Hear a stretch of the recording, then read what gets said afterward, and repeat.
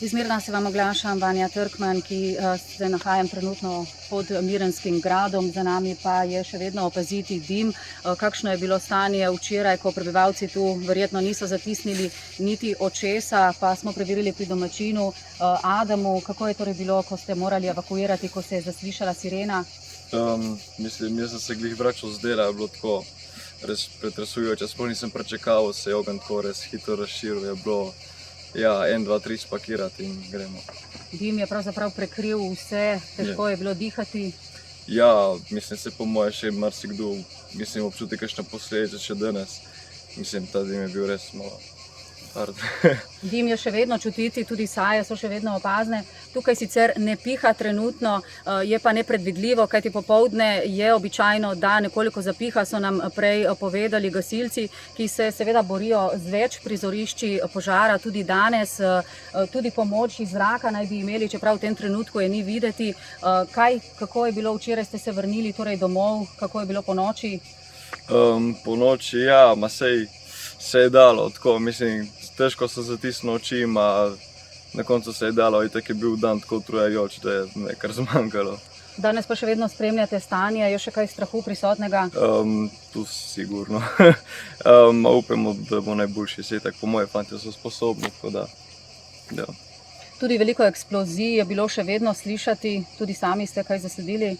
Ja, mislim, je bilo kar zastrašujoče tudi tisto, da je prije še kakšna bomba tukaj mimo, da eksplodira.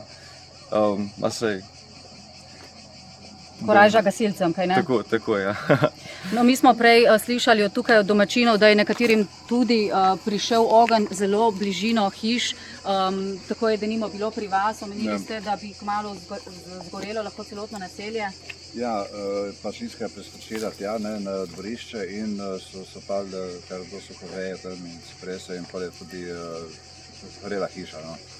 Del balkona je zgorel in sreča je bila, da so bili gasilci, en sosed, da je ostal tam kljub evakuaciji in da je poklicno gasilstvo so hitro intervenirali in so rešili. Tako da so rešili zadevo, tako da ni neka resna, večja škoda ni. Večja škoda ni nastala, pa vendar ste že v teh letih, vemo, na Krasu je pogosto požar, pa vendar ste že doživeli kaj takega, kot je sedaj? Ne, kar je to zdaj nikakor ne. Se spomnim tisto, kar do 94, to ni tako hudo kot zdaj. Kako je bilo včeraj, ko ste morali zapustiti domove, zelo na hitro verjetno? Kaotično, lahko rečem kar kaotično, panično tudi. Sirena je tulila, policija hodila od vrat do vrat, tudi pač obveščali, da je evakuacija in potem smo povedali, da kaj moramo iti, gremo v Bilje in to smo se dobili, rešili to na sosede, kar bili taki, ki so manj pokretni, tako da, vse je šlo. Ste danes še kaj v strahu, nekoliko se umirja, vendarle požar, ampak je tako nepredvidljiva zadeva, da lahko vsak hip znova izbruhne? Vse odvisno od vetra, če bo zapihal tak jugo kot včeraj, zna biti ponovno nevarno. Mi vam vsekakor želimo čim bolj mirnejše dneve, toliko za enkrat, bomo pa z informacijami novi se oglasili že v kratkem.